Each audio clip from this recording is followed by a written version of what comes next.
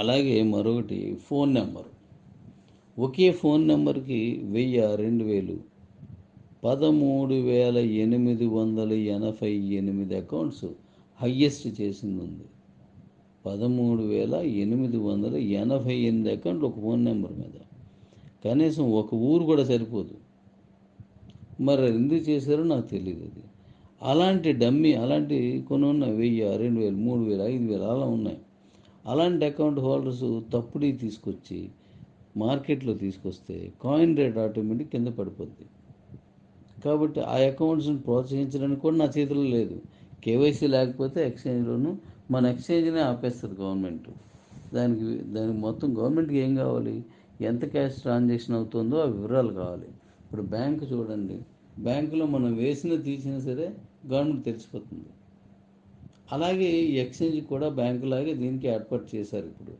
కాబట్టి ఇందులో నుంచి సరే తర్వాత ఇద్దరులేండి మీరు ఇది తీసుకోండి అని నేను అనడానికి అవ్వదు, నాకు ఆ రైట్స్ లేవు.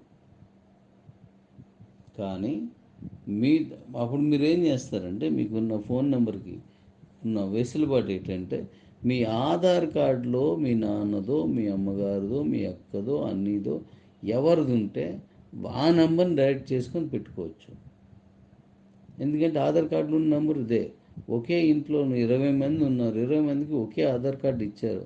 ఒకే ఆధార్ కార్డులు అన్నింటికి ఒకటే ఫోన్ నెంబర్ ఇచ్చారు. అదే అదే పెట్టేయండి, అక్కడ నష్టమే లేదు. అలాగే ఒకే కుటుంబంలో 100 అకౌంట్లకి పెట్టారు, పెద్ద కుటుంబం ఉండి ఆ ఆధార్ కార్డులో ఉన్న నెంబర్కే అదే పెట్టేసుకోవచ్చు మీరు. కాబట్టి అక్కడ ఇబ్బంది రాదు. అలా లేకుండా మాత్రం గవర్నమెంట్ ఇచ్చిన సిస్టమే.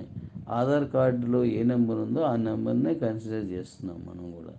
వాళ్ళు ఇచ్చిందే అది కూడా గైడెన్స్. ఇందులో నా ప్రమేయం కానీ, నా పాత్ర కానీ, నా ఆలోచన కానీ ఏమి ఉండదు.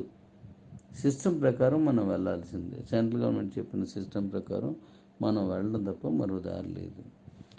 తర్వాత మీరు నెంబర్ తీసుకోండి, అప్పుడు పెట్టండి. ఇది లేట్ అయిపోతే ఇప్పుడు నష్టమే లేదు కదా. తర్వాత చేసుకోండి, పర్లేదు. శాలబుల్ కాయిన్స్ ఉన్నాయి, చాలా వరకు అమ్మేసుకున్నారు కూడా అనేవి. కాబట్టి అది మీ వెసులుబాటుని బట్టి చూడండి, అంతేగాని సెంట్రల్ గవర్నమెంట్ నిర్ణయించినటువంటి ఆ నిర్ణయానికి వ్యతిరేకంగా మనం ఎవరు చేయొద్దు.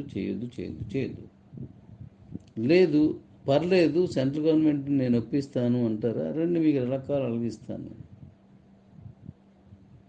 క్రిప్టో అంటేనే ట్రాన్స్పరెన్సీ ఉంటుంది. అది ఇప్పుడు మన ఇండియాలో పెట్టారు అది. కాబట్టి అది అవ్వదు. మీరు ఏమంటే అయినా ఓ phone number, Aadhaar card, PAN number, ఆ మూడు మీ దగ్గర లేవు, వచ్చిన తర్వాత పెట్టండి. మీ ఐడీలు ఎగిరిపోతాయి లేదా మీ కాయిన్స్ అన్నీ కూడా బర్న్ అయిపోతాయని నేను అనలేదు. 100 సంవత్సరాలు ఉన్నాయి మీ కాయిన్ బర్న్ అవుతుంది. మీరు గుర్తుపెట్టుకోండి, 100 ఏళ్ళు అలా ఉండిపోయినా సరే మీ కాయిన్ బర్న్ అవుతుంది. మీకు అలాగే ఉంటాయి మీ ఎక్స్చేంజ్లో. అన్నాళ్ళు మనకు పట్టదు కదా ఇవి తీసుకోవడానికి. కనీసం పిల్లల పైన చేస్తే వాళ్ళ వయసు వచ్చిన తర్వాత వాళ్ళు చేసుకుంటారు. ఒకవేళ మీకు చేయడం రాకపోయినా వాళ్ళకు ఒక గొప్ప ఆస్తి ఉంటుంది. కాబట్టి ఎట్టి పరిస్థితుల్లోనూ ఇప్పుడు నేను చెప్పిన విషయాన్ని తీసుకోండి.